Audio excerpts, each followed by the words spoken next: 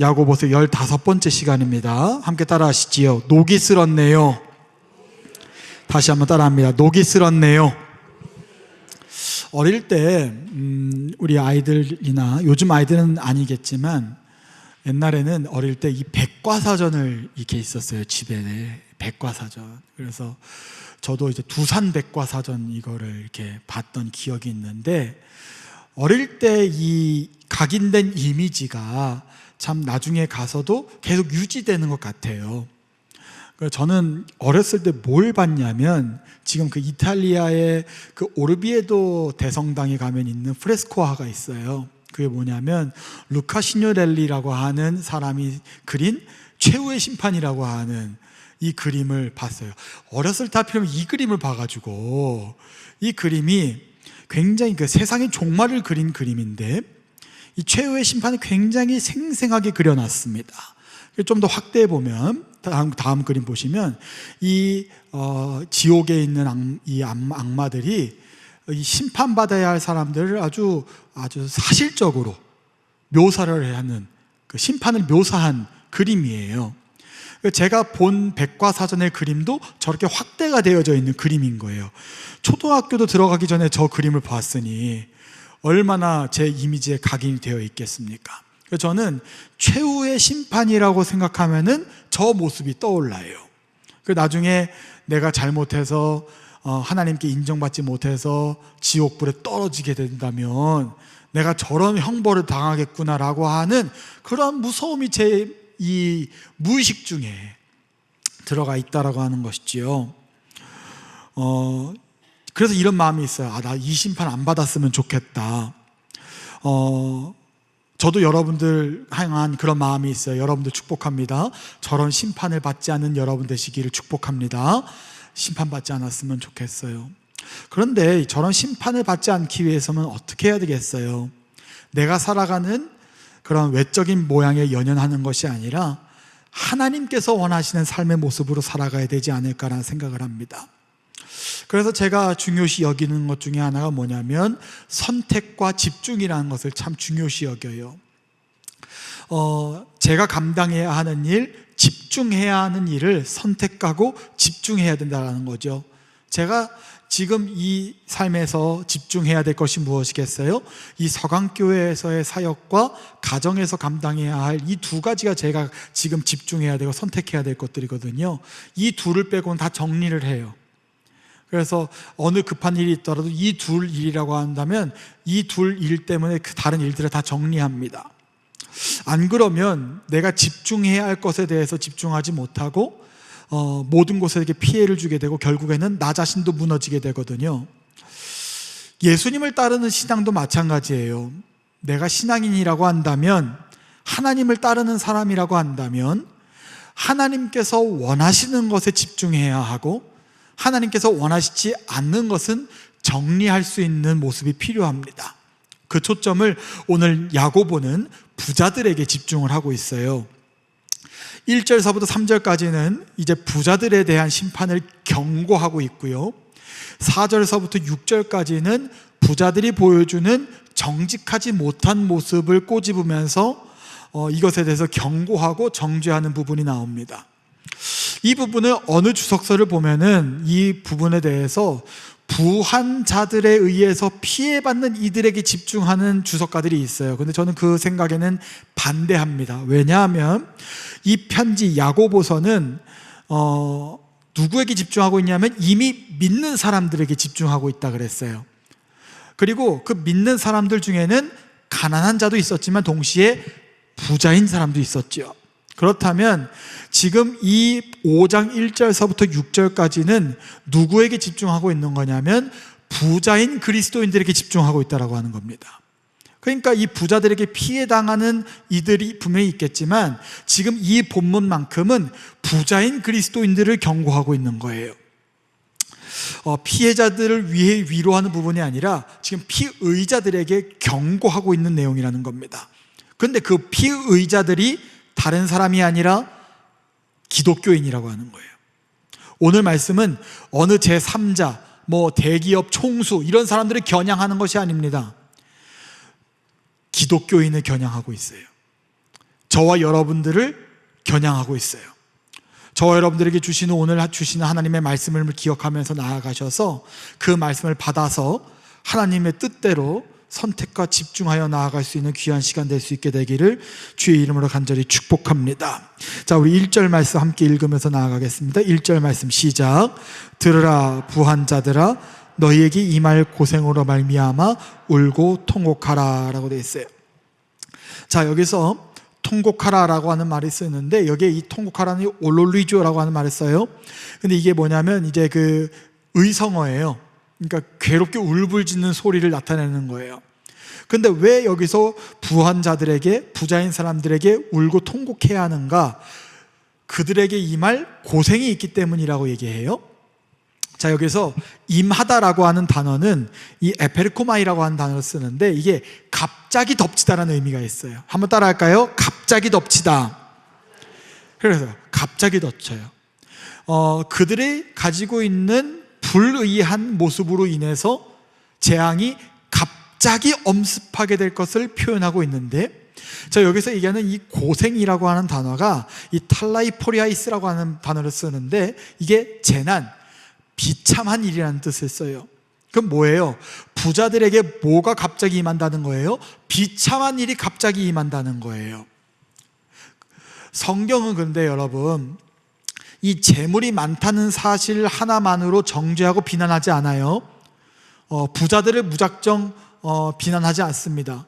우리가 지금 바라보고 있는 창세기도 어찌 보면은 이 족장의 시대를 살펴보고 있는데, 이 족장의 시대에 나타나는 아브라함과 이삭과 야곱과 요셉은 그 누구보다도 물질의 축복을 받았던 사람들이었어요.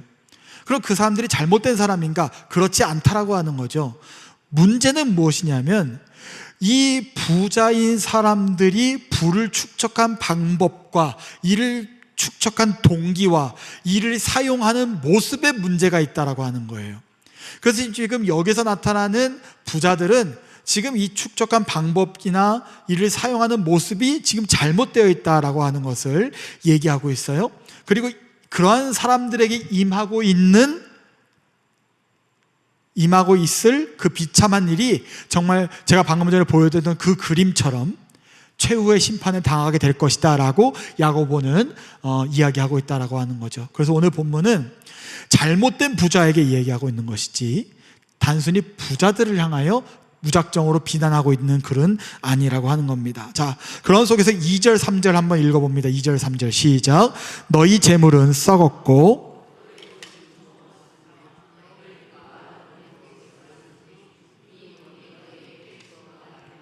불같이 너희 살을 먹으리라.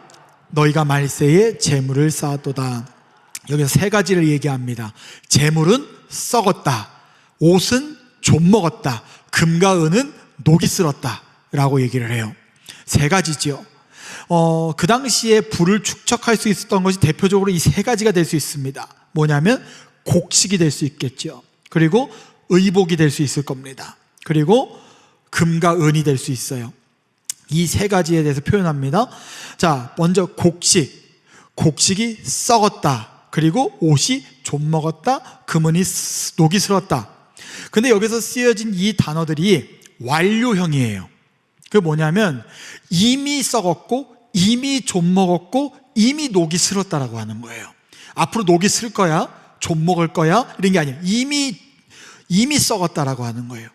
근데 무슨 얘기를 하냐면 곡식이 얼마나 많이 있으면 이미 못 먹어서 썩어버릴 정도로, 옷이 얼마나 많으면 입지 못하고 좀 먹을 정도로, 금, 은이 얼마나 많으면 쓰지 못하고 녹이 슬을 정도로 부자라고 하는 거예요. 근데 문제는 뭐예요? 곡식이 썩어버릴 정도로 많았지만 굶주린 자들을 위해서 나누지 않았다라고 하는 것이고, 옷이 좀 먹을 정도로 많이 있었지만 사용하지 않고 헐벗은 자들을 위해서 나누지 않았다라고 하는 거지요. 그리고 금과 은이 얼마나 많았으면 녹이 슬을 정도로 많았는데 이 금과 은이 내가 쓰지 못할 정도로 많이 있었지만 그럼에도 불구하고 가난한 자들을 위해 나눠주지 않았다라고 하는 거예요. 이게 문제라고 하는 겁니다. 이걸 문제로 지적하고 있어요.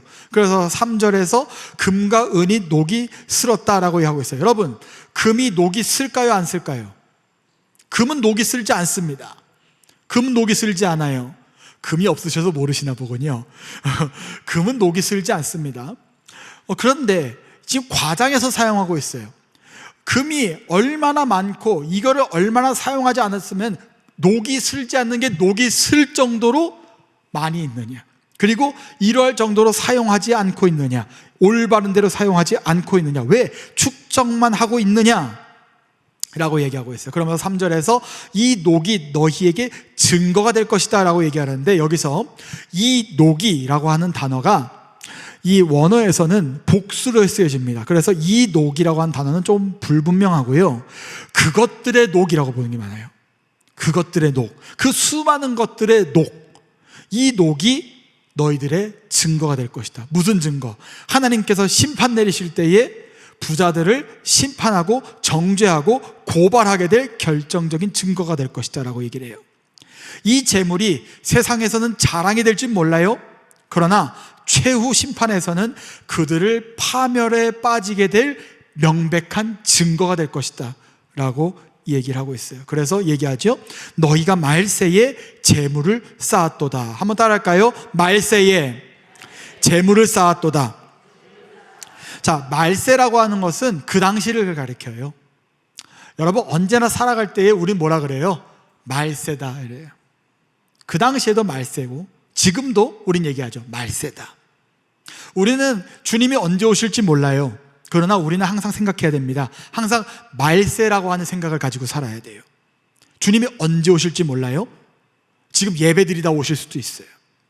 말세예요. 근데 그 당시에도 이 야고보서가 쓰여졌던 당시 속에서도 바로 주님이 바로 언젠간 임박해서 오실 거라고 하는 믿음이 있었어요.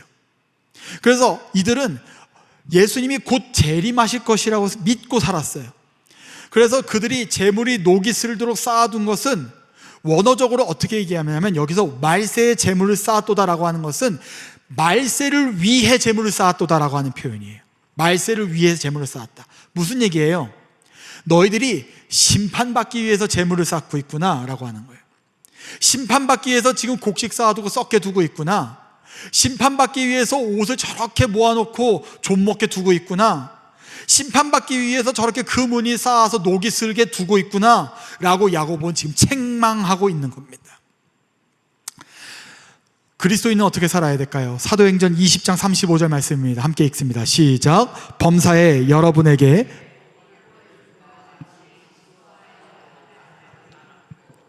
주 예수께서 친히 말씀하신 바 주는 것이 받는 것보다 복이 있다 하심을 기억하여야 할지니라 라고 했어요. 자, 여러분, 저기 뭐라고 합니까? 약한 사람들이 뭐 하래요? 도우래요. 약한 사람 도우려면 어떻게 해야 돼요? 내가 가지고 있는 걸 내어줘야 돼요. 그러나 우리 분명히 기억해야 될 것은, 하나님께서는 받는 것보다 뭐 하는 것이 복이다? 주는 것이 복이다. 사랑하는 여러분, 주는 것이 복임을 기억하시길 바랍니다. 그래서 내가 내어주는 것이 내가 뭐라 그럴까요? 불이익하는 것이, 피해보는 것이 아니라, 아, 이게 복된 것이구나 라고 하는 것을 꼭 믿으셨으면 좋겠어요. 왜 나만 고생해야 돼? 왜 나만 내어놓아야 돼? 이런 생각은 버리셔요. 왜? 하나님은 분명히 말씀하십니다. 받는 것보다 주는 것이 복이다. 사랑하는 여러분, 복된 사람 되시기를 축복합니다. 그렇기에 오히려 보면은 세상에서 보기에 부를 축적한 사람들이 복된 사람이 아니라, 어찌 보면은 살아낼 때에 하나님의 사명대로 내어주는데 거리낌 없이 내어줄 수 있는 사람, 그 사람이 복된 사람이 아닐까라는 생각이 들어요. SNS를 보면은 자기가 가진 부를 자랑하는 사람들이 많이 있어요.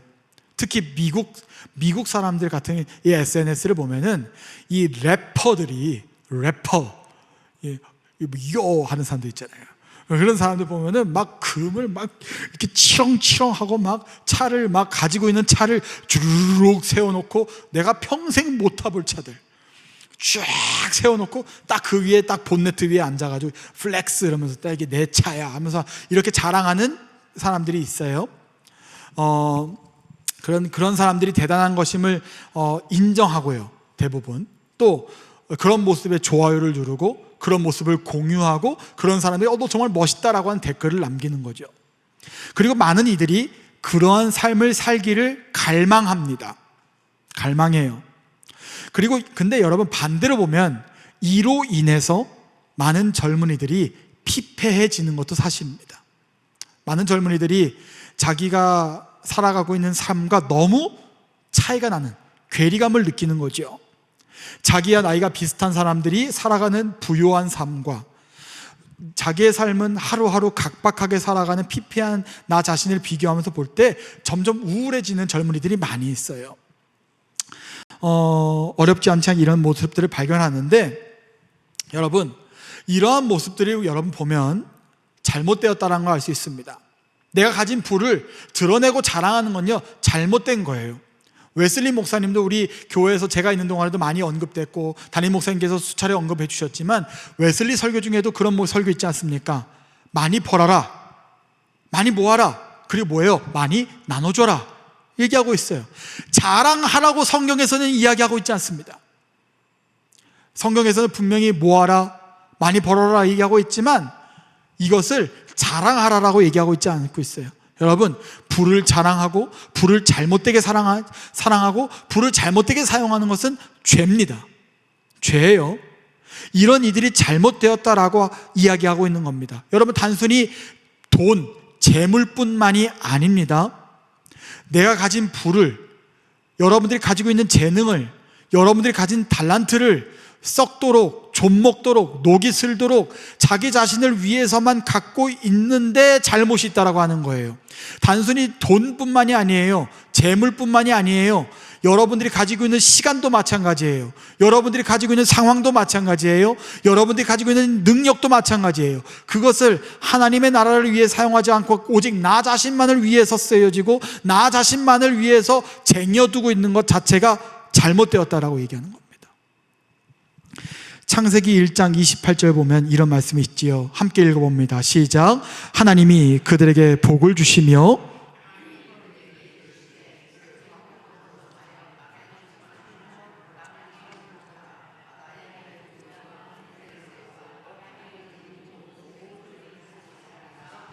아멘. 저는 이 말씀이 저와 여러분들에게 주시는 하나님의 말씀임을 믿습니다. 그 저는 여러분들 축복해요. 땅에 충만하시기를 축복합니다. 땅을 정복하시기를 축복합니다. 모든 생물을 다스리시기를 축복합니다. 하나님이 분명히 여러분들에게 주신 복이에요. 분명히 주신 복이에요. 그런데 저기서 땅을 정복하라라고 하는 쓰인 저 단어가 카바쉬라고 하는 단어였습니다. 근데 이 카바쉬라고 하는 단어가 이 창세기 1장 28절을 제외하고는 다 전쟁에서 쓰인 단어예요. 근데 이 전쟁에서 쓰인 단어인데 여기서 얘기하는 이 정복하라, 이 카바쉬라고 하는 것을 잘못 이해해서 이 정복하라라고 하는 이 카바쉬라는 단어가 짓밟다라고 하는 의미가 있거든요. 그래서 이러한 의미 때문에 정말 정복하는 데, 억압하는 데에 힘쓴 그리스도인들이 많이 있습니다. 그런데 여러분, 여기서 얘기하는 이 카바쉬라고 하는 단어는요 다른 의미예요. 여기서 지어진 이 땅이 아직 그 어느 누구의 손길도 닿지 않은 순수한 땅이라는 거예요. 근데 이 순수한 땅에서 이 순수한 땅이 어떤 논리로 나아가야 될 것인가, 세상에서 이야기하는 논리로 나아가야 될 것인가, 하나님의 섭리 안에서 질서가 유지되어야 될 것인가. 하나님은 이 사람 아담과 하와에게 복을 주시며 말씀하신 것이죠. 하나님의 섭리 안에서 질서가 유지될 수 있도록 정복하고 다스려라 라고 하는 의미에서 이 카바쉬라고 하는 단어를 쓴 거예요. 억압하고 짓밟으라고 하는 의미에서 주신 단어가 아닙니다. 파괴하고 남용해도 된다라고 하는 의미가 주어진 것이 아니에요. 무슨 의미냐? 한번 따라 할까요? 함께 살아가라. 다시 한번 함께 살아가라. 그렇습니다. 함께 살아가라는 의미에서 주시는 거예요. 그래서 저는 이 살림살이라고 하는 것이 굉장히 중요하다고 생각하는 사람입니다. 살림, 뭐예요? 살리는 거예요. 가정에서 살림 잘한다 라고 하는 건요, 가정을 살리는 사람들이 감당하는 일이 바로 이 살림이라고 하는 거예요. 여러분, 살림살이를 잘하시길 축복합니다. 그렇습니다. 기독교인은 어떤 역할을 하는 사람들이냐? 이 피조 세계를 살림살이 하는 사람들이에요. 저와 여러분들은 살림살이 하는 사람들이에요. 무슨 얘기냐? 부를 가지고 있는 것, 내가 가지고 있는 것들을 어떻게 사용하여야 되느냐? 이 피조 세계를 향하여 살림살이 하는데 사용해야 된다는 거예요. 함께 살아가는 데 사용해야 된다는 거예요. 함께 죽는 데 사용하고, 내가 이 사람을 파괴하는 데 사용하고, 짓밟는 데 사용하는 게 아니에요. 살리는 데 사용하는 거예요. 사랑하는 여러분, 축복합니다. 여러분들이 사용하고 있는 모든 것들, 여러분들 옆에 있는 분들을 향하여 살리는 데 사용하는 여러분 되시기를 예수님의 이름으로 축복을 드립니다. 여러분, 그렇기에 여러분들이 가지고 있는 것들 꼭 기억하실 때에 내가 이것을 가지고 살려야 한다라고 하는 마음 꼭 가지셔야 돼요. 여러분, 옆에 있는 분들이 이렇게 축복했으면 좋겠어요. 저의 말씀 따라 옆에 있는 분들 바라보시죠. 이렇게 축복합시다. 함께 삽시다. 함께 삽시다. 함께 삽시다. 함께 살아야 되는 거예요. 함께 삽시다.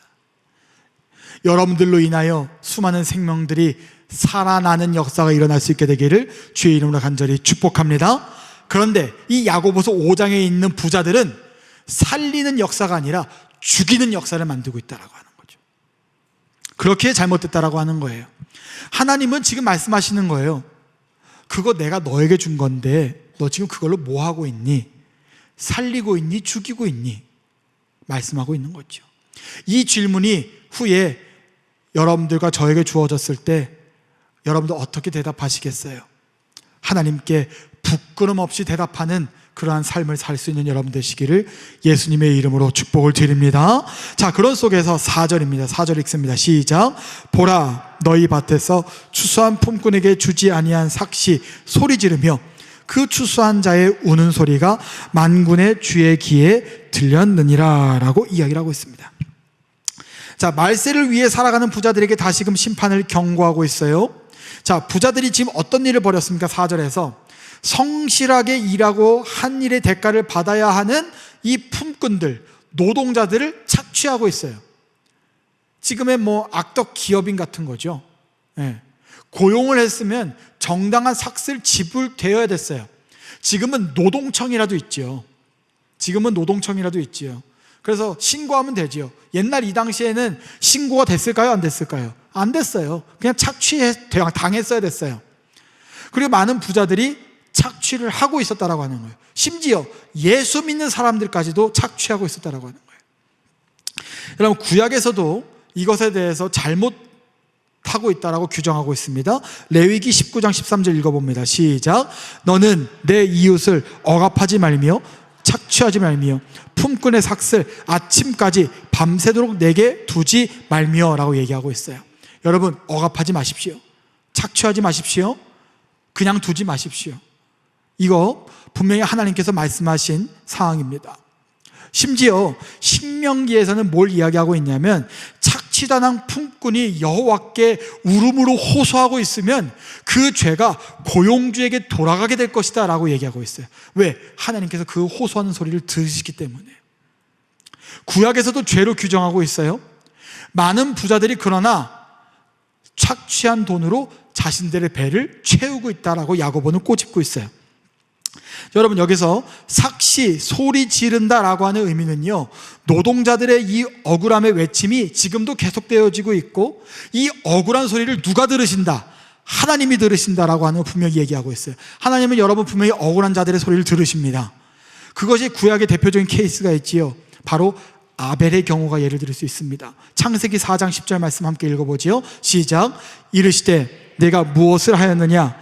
내 아우의 핏소리가 땅에서부터 내게 호소하느니라 얘기하고 있어요. 그렇습니다. 하나님은 분명히 억울한 자들의 소리를 듣고 계세요. 그리고 그 억울하게 만든 사람들의 모습을 기억하고 계세요. 그래서 여기서 우는 소리가 들렸다라고 하는 야고보서의 말씀 속에서 한 맺힌 절규를 생동감 있게 나타내고 있거든요. 이 주의 귀에 들렸다라고 하는 표현도 완료형이에요. 이미 들었다라고 하는 거예요. 이미 들었다. 한번 따라 하실까요? 이미 들었다. 그렇습니다. 우리가 잘못하는 행동이 있다면 하나님은 이미 보셨어요.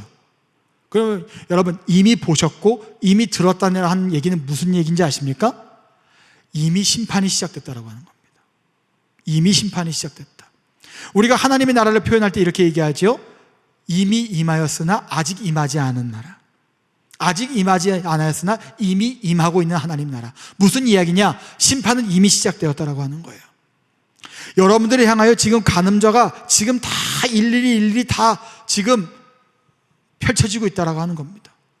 여러분들이 잘하고 있는지 잘못하고 있는지 이미 들었고 이미 판단하고 계시다라고 하는 거예요. 하나님은 결코 억울한 일을 무시하고 방치하는 분이 아니십니다. 무슨 얘기냐? 우리 기독교인들이 잘못된 삶을 살았을 때에 이것에 대해서 하나님은 분명히 심판하실 것입니다. 그렇기에 여러분, 예수 믿는 사람이기 때문에 더더욱 올바르게 사시기를 축복합니다. 예수 믿는 사람이기에 더더욱 하나님이 보시기에 정직한 삶을 사시기를 예수님의 이름으로 축복을 드립니다. 예수 믿는 사람에게 더더욱 우리는 정직해야 되고요, 더더욱 하나님 말씀 지키기에 힘써야 됩니다. 그게 언약 백성입니다. 자, 우리 5절 말씀 함께 읽어보죠. 5절 시작. 너희가 땅에서 사치하고 방종하여 살육의 날에 너희 마음을 살찌게 하였도다. 많은 노동자들이 여러분 하루의 생존을 위해서 하루를 살아갑니다. 정말 막막한 고통 가운데 있지요. 그러나 부자들은 그 상황 속에서도 사치한다고 얘기하고 있어요. 아니라고 방종한 삶에 빠져 있다, 방탕하다 얘기하고 있지요. 여러분, 이것을 생각할 때 떠오르는 구절이 있습니다. 누가복음 16장인데요 부자와 거지 나사로의 비유가 있지요. 부자는 그냥 개걸스럽게 먹고 있지만 거지 나사로는 어떻게 돼요? 부자의 상에 떨어지는 음식으로 겨우겨우 배를 채우다가 죽어요. 그런데 여러분, 날마다 방탕하던 부자도 죽었어요. 근데 이 부자가 음부에 떨어졌을 때에 이를 바라본 아브라함이 이 부자에게 어떤 말을 하는지 아십니까? 누가복음 16장 25절 말씀입니다. 함께 읽습니다. 시작. 아브라함이 이르되 예, 너는 살았을 때에 좋은 것을 받았고 나사로는 고난을 받았으니 이것을 기억하라. 이제 그는 여기서 위로를 받고 너는 괴로움을 받느니라. 여러분, 여기서 이야기하고 있는 이 아브라함의 말이 단순하게 풍요롭게 살았기 때문에 정죄당한 게 아니에요. 풍요로웠지만 그 삶의 모습이 잘못되었기 때문입니다. 그들이 살았던 삶은 땅의 삶이었어요. 부유했지만 하늘의 삶을 살 수 있습니다. 부유하더라도 하늘을 바라보며 살 수 있습니다. 그러나 여기서 나타나는 부유한 사람들은 땅의 삶을 살았던 사람들이고 땅의 논리로 땅을 바라보며 살아갔던 사람들이었기 때문에 잘못되었다라고 하는 거예요. 우리 교회 어느 권사님이 저에게 요즘 한국교회에서 유명한 다니엘 기도회라고 하는 게 있어요. 그 기도회를 저에게 말씀하시면서 목사님도 한번 이거 한번 보세요 라고 하시더라고요. 이미 보고 있었거든요. 그런데 그걸 보는데 얼마 전에 그 우성 기업이라고 하는 그 대표시고 지금 우리 선한목자교회 장로님이신 구홍림 장로님이라고 하는 분이 계세요. 이분이 말씀을 전하시는데 그분이 말씀 속에서 제가 다 듣지 못했지만 그분이 이런 말씀 하시더라고요. 큰 삶이 중요한 것이 아니다, 구별된 삶이 중요한 것이다 라고 하는 것이죠. 우리는 예수님 믿으면서 큰 사람이 되기를 원할 때가 많이 있어요. 그러나 큰 사람이 되는 게 중요한 게 아니에요. 구별된 사람이 되는 게 중요한 거죠. 우리 교회가 부흥하는 교회가 되길 꿈꿉니다. 그러나 큰 교회가 되는 걸 꿈꿔서는 안 됩니다. 구별된 교회가 되기를 꿈꿔야 됩니다. 여러분들이 그리스도인들입니다. 큰 사람이 되기를 꿈꾸셔는 안 됩니다. 구별된 사람이 되시기를 꿈꾸셔야 됩니다. 한번 여쭤볼게요. 이렇게 말씀하는데 이제 좋을 때가 됐어요. 이제 따뜻해지니까 1시간 전에는 추워가지고 오돌오돌 떨고 계셨는데 지금은 따뜻하니까 눈 뜨고 싶어. 그래서 이렇게 하고 있어요. 자, 한번 여쭤볼게요. 나는 아무리 그래도 큰 사람이 되고 싶다라고 하는 분들만 한 목소리를 아멘. 없어요. 한 번 더 여쭤보죠. 나는 예수 믿고 하나님께 구별된 사람 되길 원합니다라고 하는 분들만 한 목소리로 아멘. 그렇습니다. 전 여러분들 축복합니다. 세상에서 얘기하는 큰 사람이 아니라 하나님께서 원하시는 구별된 사람 되시기를 주의 이름으로 간절히 축복합니다. 우리 구별된 사람 돼야 돼요. 한번 따라 하시죠. 큰 사람이 아니라 구별된 사람이 되자. 그렇습니다. 우리 구별된 사람이 돼야 돼요. 부요한 사람이라도 구별된 사람이 될 수 있어요. 부요한 사람이 됐을 때에 큰 사람으로 남기 원한다면 이 사람은 잘못된 사람이지만, 부요한 사람이더라도 내가 구별된 사람이 되길 원할 때 그 사람은 하나님께로부터 칭찬받는 사람이 될 수 있어요. 그런데 여기서 얘기하는 부요한 사람은 이미 늦은 것 같아요. 왜?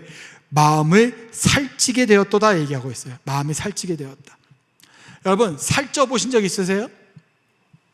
저는 이렇게 살이 있잖아요. 그렇죠? 그래도 많이 뺀 거예요. 제가 한 115kg까지 나갔었어요. 어휴, 놀랬죠? 115kg까지 나갔었어요. 이랬어요, 막. 이게 안 잠겼어요. 근데 여러분, 확실히 살이 찌면 둔해집니다. 살이 찌면 둔해져요. 그래서 우리가 어느 이렇게 인터뷰를 보더라도 딱 겉모습을 봤을 때 살이 찐 사람은 잘 안 뽑습니다. 왜냐하면 살이 찐 사람은 자기 관리를 잘 못한다라고 하는 이 선입견이 바로 들어오기 때문에 저 사람은 자기 관리를 못하는 사람이구나, 무딘 사람이구나 라고 하는 생각이 바로 들게 되거든요. 그런 것처럼 여러분, 이 살이 쪘다, 그렇다고 해서 이제 오늘 설교 끝나고 이정도 목사 115kg까지 쪘대, 이것만 기억하지 마시고 자, 지금 중요한 거는 뭐예요?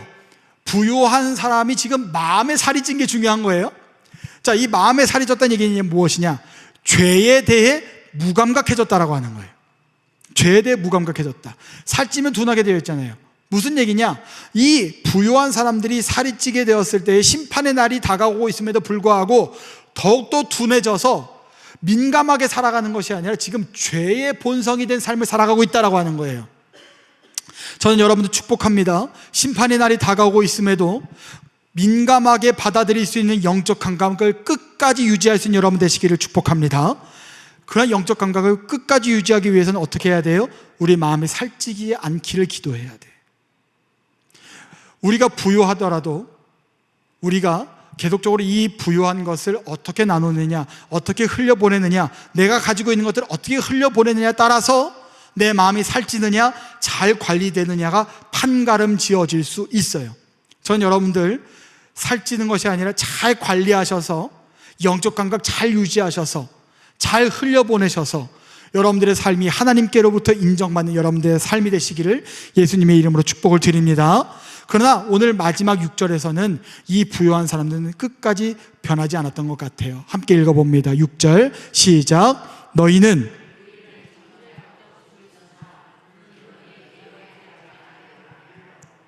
자, 저기서 의인이라고 하는 것에 대해서 예수님으로 해석하는 사람들도 있는데 그건 옳지 않습니다. 저기서 얘기하는 의인은 옳은 삶을 살아왔던 그냥 그저 보통 사람들이에요. 그러한 사람들이 가난하지만 그래도 의롭게 살아왔는데도 불구하고 부자들에게 억울하게 당한 사람들, 대항하지 않았지만 끝까지 죽음으로 내몰았던 사람들이 바로 부요한 사람들이었고, 그 부요한 사람들이 다른 사람들이 아니라 기독교인이었다라고 얘기하고 있어요. 그러면서 끝까지 계속적으로 이 부요한 사람들을 향하여 회개하여 돌아와라 이야기하고 있습니다. 지금 현대 한국 사회는 우리 기독교인들이 옛날에는 힘들었던 분들이 많이 있었어요. 옛날에 들어보면은 이 마포가 지금은 굉장히 소득이 높은 동네가 됐지만 옛날에 이 마포가 어려운 사람들이 많이 살았던 동네라고 제가 들었었던 적이 있어요. 나름 마포가 지금은 서울이지만 옛날에는 서울이 아니었죠. 한양 도성 밖에 있었던 곳이 마포 아닙니까? 그냥 마포 나루, 그 나루에 있어서 마포였어요. 근데 지금은 많은 기독교인, 무슨 얘기냐면 마포도 이렇게 변한 것처럼 옛날 우리 기독교인들이 옛날에는 가난하고 어려웠지만 지금은 많이 부유해진 기독교인들이 많이 있어요.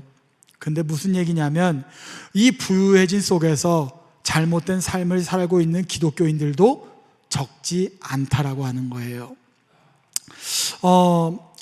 노동자들만 그리스도인들이겠어요? 이 세상에는 부자인 그리스도인들도 많이 있어요. 저는 여러분들이 오늘 말씀 제목이 뭐였냐면 녹이 슬었네요예요. 여러분들이 가지고 있는 수많은 것들이 있지요.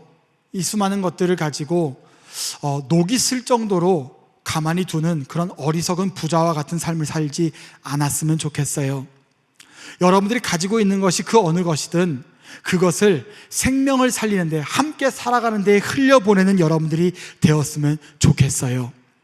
그런 여러분들이 되신다면 여기에서 인정받는 거 필요 없잖아요. 하나님께 인정받는 여러분들이 될 수 있어요. 우리 세상에서 인정받으면 뭐 하겠어요? 하나님께 인정받는 사람들이 되어야 되지 않겠습니까? 저 여러분들은 여러분들이 가지고 있는 것들 살리는 데에 흘려보내는 여러분들 되셔서 그것이 재물이든 시간이든 능력이든 재능이든 그 어느 것이든지 간에 살리는 데에 흘리는 여러분들 되셔서 세상보다 하나님께 칭찬받는 여러분들 되셨으면 좋겠습니다. 그런 속에서 녹이 슬지 않으려면 어떻게 해야 될까요? 사용해야 되는 거예요. 두면 썩어요.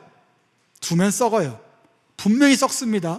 저는요, 제가 요즘 부엌살이를 하고 있지 않습니까? 냉동고에 두면 영원히 갈 줄 알았어요. 냉동고에 가도 썩더라고요.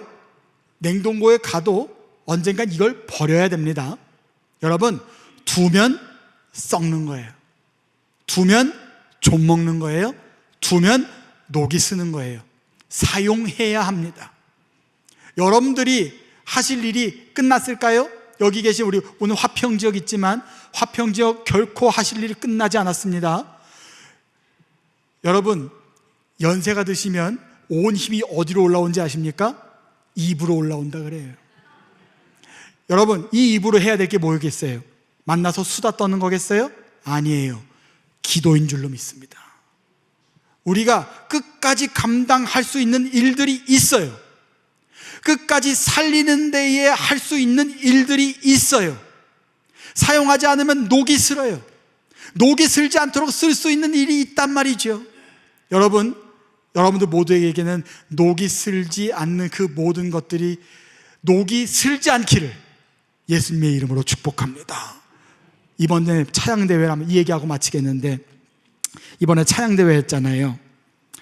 12개 팀이 있었는데 그 중에 6개 팀을 제가 반주를 했어요. 참 옛날 전도서 때부터 반주를 했지만 난 언제 이 반주의 굴레에서 벗어날지 모르겠어요. 내가 이제 이 목사 됐으니까 그만하겠다 이런 생각했는데 그래도 하더라고요.